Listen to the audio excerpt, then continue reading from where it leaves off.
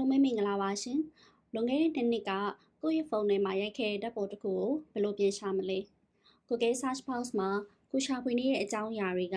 ဘယ်လိုမျိုးဖော်ပြပေးရလဲ။ဒီနေ့မှာတော့ဖုန်းအသုံးပြုတဲ့သူတွေကွန်ပျူတာအသုံးပြုတဲ့သူတွေမှာကိုယ်နဲ့နေ့တိုင်းအကျွမ်းတော်လည်းရှိတယ်။ကိုယ်နဲ့နေ့တိုင်းရှင်းလင်းမှုလည်းရှိတယ်။ဒါပေမဲ့ကိုယ်သတိမထားမိတဲ့အရာလေးတစ်ခုနဲ့မိတ်ဆက်ပေးကြပါမယ်။ဒါကတော့ metadata ပဲဖြစ်ပါတယ်။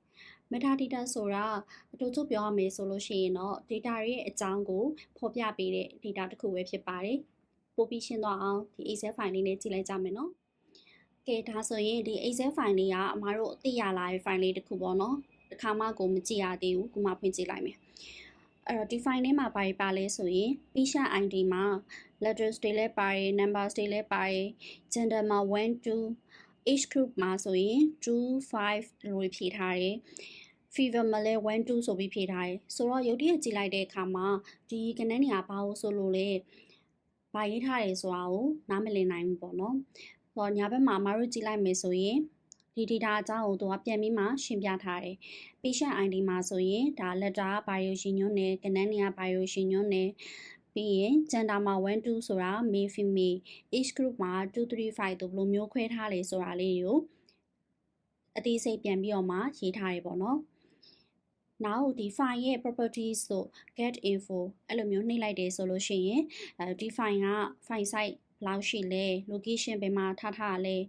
file name ကဘယ်လိုဘယ်နေ့က create လုပ်ထားတယ်ဘယ်မှာတင်ထားတယ်ဘယ်နေ့ကထပ်ပြီးတော့ modify လုပ်ထားတယ်ဒီလိုအသေးစိတ်အချက်လက်လေးတွေကိုမတို့တွေ့ရတယ်ပေါ့နော်ဆိုတော့ခုလိုမျိုးဒီ data တွေအကြောင်းကိုဖော်ပြပေးထားတဲ့ data လို့ခေါ်တယ်ဒီဥစ္စာကို metadata လို့ခေါ်ပါတယ် metadataရေးထားတဲ့အခါမှာအမားတို့က file တစ်ခု file အသစ်တစ်ခုကိုဖွင့်လိုက်တဲ့အခါမှာဒီ file ကဘာအကြောင်းပြောလဲဘယ်လိုမျိုးလဲ file ထဲမှာပါတဲ့ data တွေကဘာတွေလဲဆိုတာကိုအမားတို့ရှင်းလင်းသွားစေရယ်နားလည်သွားစေရယ်ဒါဆိုရင် metadata အကြောင်းကိုအမားတို့အသေးစိတ်ဆက်ပြီးတော့လေ့လာကြည့်အောင်သူရဲ့လုံဆောင်ချက်ပေါ်မူတည်ပြီးတော့ descriptive metadata, structural metadata, administrative, technical, preservation စသဖြင့်သူက၅မျိုးတောင်ခွဲခြားထားတယ်ဆိုတော့ဒီmetadata ၅မျိုးကတစ်ခုချင်းစီဘာတွေဆိုလိုရလဲ descriptive metadata ကတော့ data တစ်ခုရဲ့ identification အဲ့ဒီ content မှာဘယ်လိုမျိုးအကြောင်းအရာတွေပါလဲ describe လုပ်ထားတဲ့ဖော်ပြပေးထားတဲ့အရာကို descriptive metadata လို့ခေါ်ပါတယ်ဥပမာအမားတို့စာအုပ်တစ်အုပ်မှာဆိုရင်ဒီစာအုပ်ရဲ့ title ပါမယ်ဒီစာအုပ်ရဲ့စာရေးဆရာဘယ်သူလဲအဲ့လိုမျိုးရေးထားတဲ့ဒီဖော်ပြချက်လေးတွေကစာအုပ်ရဲ့ metadata ဖြစ်ပါတယ်Excel file တစ်ခုမှာလည်း properties မှာအမားတို့ summary column လေးကိုနှိပ်လိုက်မယ်ဆိုရင်ဒီ file ရဲ့ title ကဘာလဲဒီ file ရဲ့ author ကဘယ်သူလဲဒီချက်လေးတွေကိုတွေ့နိုင်တယ်ဆိုတော့ဒီဟာလေးတွေကိုကြည့်လိုက်ခြင်းအပြင်အမားတို့ကဒီ file ဒီ content ဒီဘယ်လိုမျိုးအကြောင်းအရာဘယ်လို identification လဲဆိုတာကိုနားလည်သွားတယ်ဆိုတော့ဒီလိုအကြောင်းအရာမျိုးရေးထားတဲ့ metadata ကိုတော့ descriptive metadata လို့ခေါ်ပါတယ်ဒုတိယတစ်ခုကတော့ structural metadata လို့ခေါ်ပါတယ်။ဒါကတော့ content တစ်ခုမှာပါဝင်တဲ့အကြောင်းအရာတွေကဘယ်လိုမျိုးဖွဲ့စည်းထားလဲတစ်ခုနဲ့တစ်ခုဘယ်လိုဆက်ဆက်နေလဲလိုမျိုးရှင်းပြထားတဲ့ data ကိုပြောချင်တာပါ။ဥပမာအမားတို့စာအုပ်တစ်အုပ်မှာဆိုရင်စချင်းမှာ table of contents ဒီမာတိကာပါတယ်ဒီမာတိကာကိုကြည့်လိုက်ခြင်းအပြင်ဒီစာအုပ်ထဲမှာဘယ်လို chapter တွေပါလဲဒီအကြောင်းအရာတွေကဘယ်စာမျက်နှာမှာရှိနေလဲတစ်ခုနဲ့တစ်ခုဘယ်လိုမျိုးသူချိတ်ဆက်ထားလဲဆိုတာကိုအလွယ်တကူသိနိုင်တယ်လိုပါပဲ Excel file တစ်ခုမှာကြည့်လိုက်မယ်ဆိုရင်လည်းဒီ column တစ်ခုချင်းစီအလိုက်ပေါ့ပြန်ပြီးတော့မှရှင်းပြထားတဲ့ data ရှိရယ်ဒီ column ထဲမှာပါဝင်တဲ့ data တွေကဘယ်လိုမျိုး data type လဲဘယ်လိုမျိုးအကြောင်းအရာတွေရေးထားရလဲဆိုရဲဒီ description ဒီဟာကိုတော့ structural metadata လို့ခေါ်ပါတယ်တတိယမြောက် administrative metadata ဆိုတာကတော့ဒီ data နဲ့ပတ်သက်ပြီးတော့စီမံခန့်ခွဲမှုနဲ့ဆိုင်တဲ့အချက်အလက်တွေကိုရေးထားတဲ့ဖြစ်ပါတယ်ဥပမာအမားတို့စာအုပ်တုံးမှာဆိုရင်ဒီစာအုပ်က copyright နဲ့ပတ်သက်တဲ့အကြောင်းအရာပြီးတော့ဘယ်နှစ်ကြိမ်မြောက်ထုတ်ဝေထားလဲပြီးတော့ဒီစာအုပ်ထဲကပါတဲ့အကြောင်းအရာတွေကိုဘယ်လိုအခြေအနေမှာဆိုလို့ရှိရင်တော့ဒါလွတ်လပ်စွာကိုယူသုံးစွဲလို့ရတယ်ဘယ်လိုအခြေအနေမှာဆိုရင်တော့ဒီစာအုပ်ပိုင်ရှင်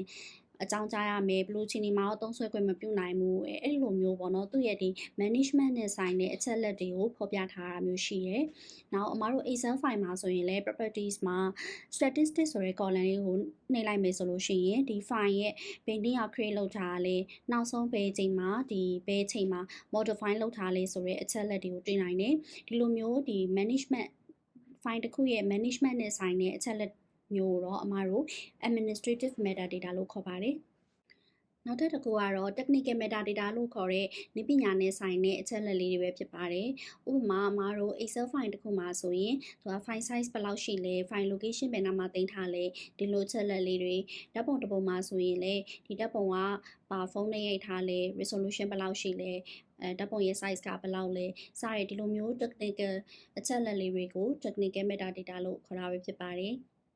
နောက်ဆုံးတစ်ခုကတော့ preservation metadata လို့ခေါ်ပါတယ်။ဒါကတော့အမားတို့အမြဲတမ်းသုံးနေရတဲ့ file တစ်ခုပေါ့နော်။ဒီလို file မျိုးမှာဆိုလို့ရှိရင်တော့ဘယ်ရက်မှာဘယ်လိုမျိုး format တွေပြောင်းလိုက်တယ်။ဘယ်ရက်မှာတော့ဖြစ်ဘယ်အကြောင်းအရာကိုပြောင်းလိုက်တယ်။ဒီလိုမျိုးဒီ edit history တစ်ခုလုံးကိုဖော်ပြပေးတဲ့ဒီလိုအချက်လက်ကိုတော့ preservation metadata လို့ခေါ်တာပဲဖြစ်ပါတယ်။ဒါဆိုရင်အမားတို့ဒီ file တစ်ခုမှာပေါ့နော် get info properties